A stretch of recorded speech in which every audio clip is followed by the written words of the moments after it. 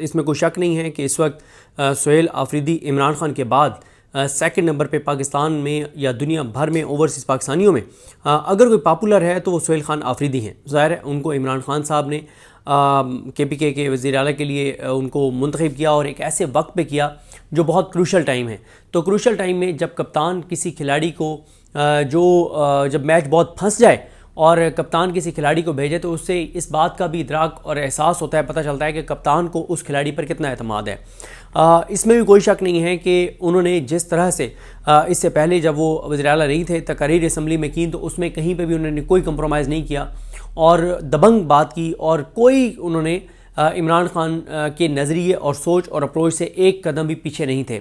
इसमें भी कोई शक नहीं है कि बतौर कारकुन उन्होंने जितनी कुर्बानियाँ दी और जिस तरह से ज़मान पार्क के बाहर उन्होंने अपनी जान हथेली पर रख के इमरान खान का दिफा किया, तहफ़्फ़ुज़ किया, ये सारी बातें वो हर क्राइटेरिया पे पूरे उतरते हैं।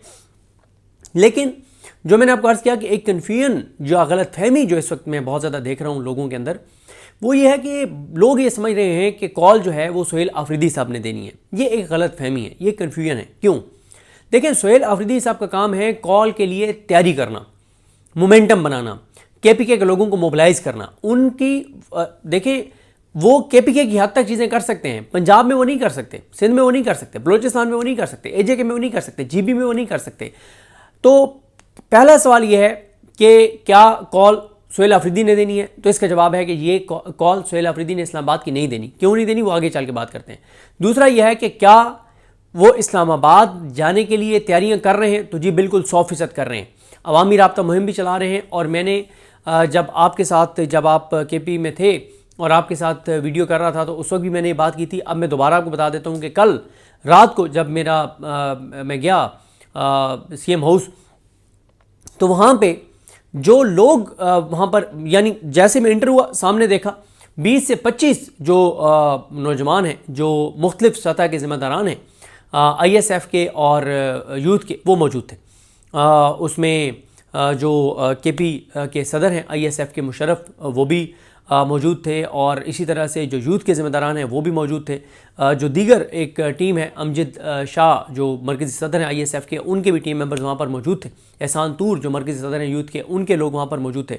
फिर उसके बाद काफ़ी देर क्योंकि वहाँ पर मैं मौजूद रहा तो वहाँ पर उसके बाद जब मीना खान आफरीदी आए तो मीना खान के साथ कौन लोग बैठे थे? मीना खान के साथ उस वक्त वो लोग बैठे थे जो मीना खान जब ISF के सदर थे KP के, तो उस वक्त यूनिवर्सिटीज़ के जो प्रेसिडेंट्स थे, जो कॉलेजेस के प्रेसिडेंट्स थे, और वो लोग बैठे थे मीना खान के साथ जो ज़मान पार्क में इमरान खान साहब के तहफ़्फ़ुज़ के लिए, उनके दिफा के लिए वहाँ पर मौजूद थे, जिन्होंने वहाँ पे इमरान खान के लिए जो है वो बहुत से जुल्म बर्दाश्त किए, जबर बर्दाश्त किए, जिन्होंने कैदें काटी, जिन्होंने कुर्बानियाँ दी, जो अपनी जान हथेली पर रख के अक्टूबर में भी निकले, नवंबर में भी निकले, उससे पहले ज़मान पार्क में भी वो मुराद सईद साहब के साथ और मीना खान, शाहिद खटक, शफकत अयाज, इन सब के साथ वहाँ पर मौजूद थे। तो देखें, तैयारियाँ 100% KP में जारी हैं, अवामी राब्ता मुहिम जारी है, मीटिंग्स जारी हैं। और लेकिन ये जो एक कन्फ्यूजन है ना, ये गलत फहमी है कि कॉल सुहेल आफरीदी ने देनी, कॉल सुहेल आफरीदी ने नहीं देनी,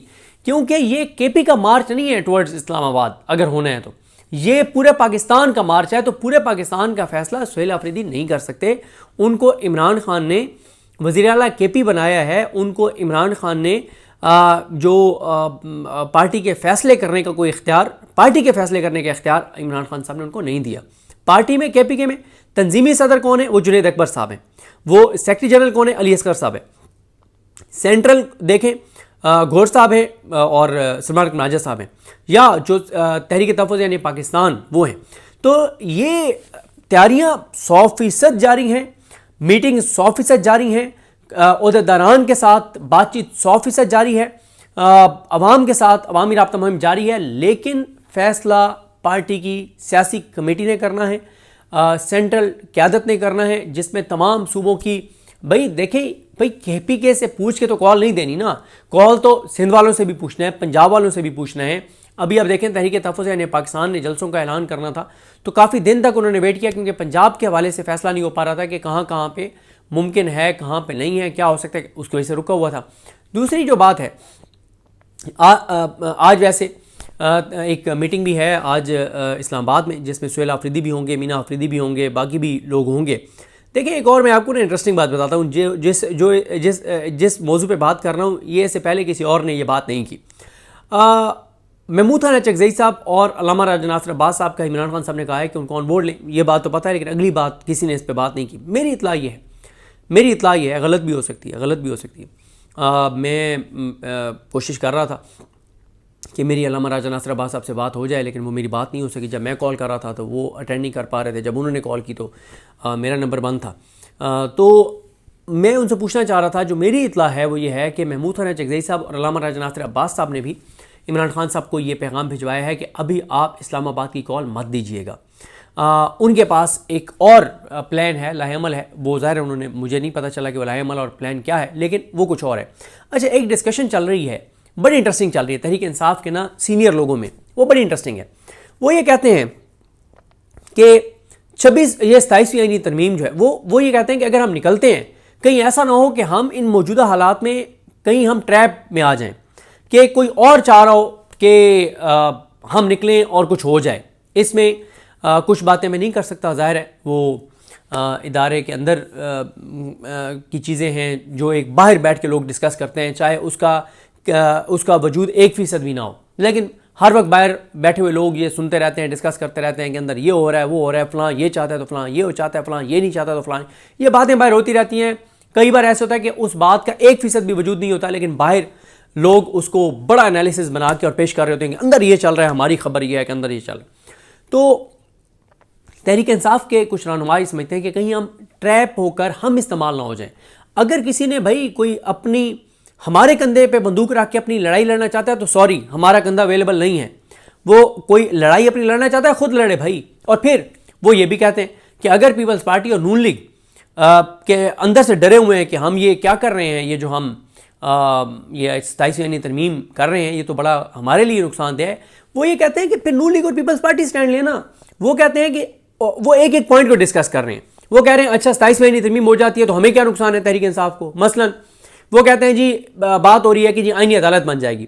वो कहते हैं भाई आईनी अदालत को छोड़ें, हमें तो रेगुलर जो आईनी, मतलब पहले आईनी बेंच भी तो है ना, वही आईनी बेंच आईनी अदालत बन जाएगा। अच्छा, आईनी बेंच हो, आईनी अदालत हो, हमें हमारे ऊपर क्या उसका असर है, मतलब हमारे ऊपर क्या असर है, हमें तो रेगुलर अदालतों से भी इंसाफ नहीं मिल रहा। जैसे जाहिया खान आफरीदी जो हैं वो कोई आईनी अदालत, वो कोई आईनी बेंच के हैं नहीं, वो रेगुलर सुप्रीम कोर्ट के हैं, लेकिन वो भी जितने केसेस आम आए हैं 90% केसेस उन्होंने कंप्रोमाइज जजेस के सामने लगाए हैं। पीटीआई के केसेस जो रेगुलर बेंचेस के सामने जाने थे, जो आईनी बेंच के सामने नहीं जाने थे, वो भी जैसे जाहिया आफरीदी ने कंप्रोमाइज जजेस के सामने लगाए हैं या अपने सामने लगाए हैं। 9 मई के केसेस अपने सामने लगाए हैं और कई केसेस। वो ये कहते हैं कि भाई हमें तो फिर मतलब रेगुलर अदालतों से भी इंसाफ नहीं मिल रहा, हमें नीचे एटीसी कोर्ट्स, ये कोई आईनी अदालतें हैं, ये कोई आईनी बेंच है, एटीसी, मंजर अली गिल और ये सारे, तो वो भी तो हमें इंसाफ नहीं दे रहे। तो वो कहते हैं कि हमारे लिए तो आईनी अदालत हो, आईनी बेंच हो, रेगुलर अदालतें हो, हमारे लिए तो निसाब एक है कि हमें कहीं से इंसाफ नहीं मिल रहा। ये जस्टिस जोगर कौन सा आईनी अदालत है भाई, रेगुलर हाई कोर्ट है ना, तो उधर से भी तो कहते हैं इंसाफ नहीं मिल रहा। अच्छा, फिर वो कहते हैं दूसरा ये है कि जी आज़ाद जजेस में उनको ट्रांसफ़र कर दिया जाएगा। वो कहते हैं उनको अगर ट्रांसफ़र कर दिया जाएगा तो हमारे केसेस तो पहले भी उनके सामने नहीं लग रहे। अच्छा, यहाँ पे एक चीज़ बता दूँ, प्रिंसिपली उनका स्टांस ये है कि ये पाकिस्तान के लिए, पाकिस्तान की सलामती और पाकिस्तान की बका के लिए ख़तरा है 27वीं तरमीम, ये उनका ओवरऑल ये है। लेकिन वो कहते हैं अगर हो भी जाए भाई तो हमें, हमारे साथ तो इस आईनी तरमीम से पहले जो हो रहा है वो इस आईनी तरमीम के बाद भी वो होता रहेगा। भाई वो कहते हैं 26 नवंबर आपने कर लिया, तो 26 नवंबर कौन सी आईनी तरमीम के तहत आपने किया? उस वक्त कौन सी शिक मौजूद थी कि आप लोगों को गोलियां मार सकते हैं? या मुरीद क्या हुआ तो वो कौन सी जो है वो आईनी तरमीम के तहत हुआ? तो वो ये कहते हैं कि भाई हमारे लिए तो, फिर वो कहते हैं जी एक और आ रहा है कि सुप्रीम कमांडर नहीं रहेंगे सदर और कमांडर इन चीफ बन जाएंगे फील्ड मार्शल। वो कहते हैं हमारी सेहत पे क्या असर है? वो जब आर्मी चीफ थे तो भी उनकी पॉलिसी हमारे लिए वही थी जो आज है, वो फील्ड मार्शल बने तो भी हमारे लिए वही पॉलिसी है, जब वो आर्मी चीफ थे वो थी। अब वो कमांडर इन चीफ बन जाएंगे तो हमारे लिए तो उनकी पॉलिसी वही होगी जो पहले वो अब बतौर आर्मी चीफ थी, बतौर फील्ड मार्शल थी। वो कहते हैं हमें उससे क्या फ़र्क पड़ेगा? तो वो ये कहते हैं कि हाँ, वो कहते हैं एनएफसी में अगर ये चेंजिंग करेंगे और सूबों के वसाइल कम करेंगे तो ज़्यादा नुकसान ज़ाहिर है फिर पीपल्स पार्टी को है, क्योंकि उन्होंने करप्शन लूट मार करनी होती है। हम तो यहाँ पे अपने केपी के आवाम को बताएंगे कि ये हमारे साथ ये जुल्म कर दिया है, पहले भी हमारे 3,000 अरब नहीं दे रहे थे, आगे भी हमारे फंड कम कर दिए। तो वो कहते हैं कि हम तो नैरेटिव इनके खिलाफ बनाएंगे, हम तो लोगों को खड़ा करेंगे। वो कहते हैं गवर्नर राज की आप बात करते हैं कि कोई आइन में तरमीम करके गवर्नर राज को आसान बना देंगे और इमरजेंसी लगाने को आसान बना देंगे। वो कह रहे हैं भाई वो अब लगाना चाहें गवर्नर राज तो यही आईनी अदालत के सामने जाएगा ना मामला, तो आईनी अदालत उसको वैलिडेट कर, आईनी बेंच उसको वैलिडेट कर देगा। वो कहते हैं उसमें कौन सा है। तो इसलिए वो ये समझते हैं कि हमें एक कलेक्टिव विजडम के तहत फैसला करना चाहिए।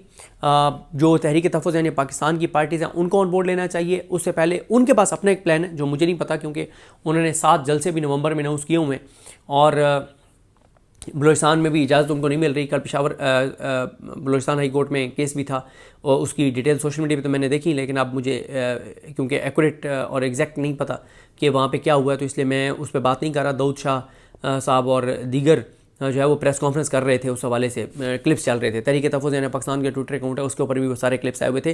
वैसे तहरीक तहफ़्फ़ुज़ यानी पाकिस्तान की जो सोशल मीडिया टीम है वो तहरीक इंसाफ की सोशल मीडिया से हट के वो भी बहुत एक्टिव हैं।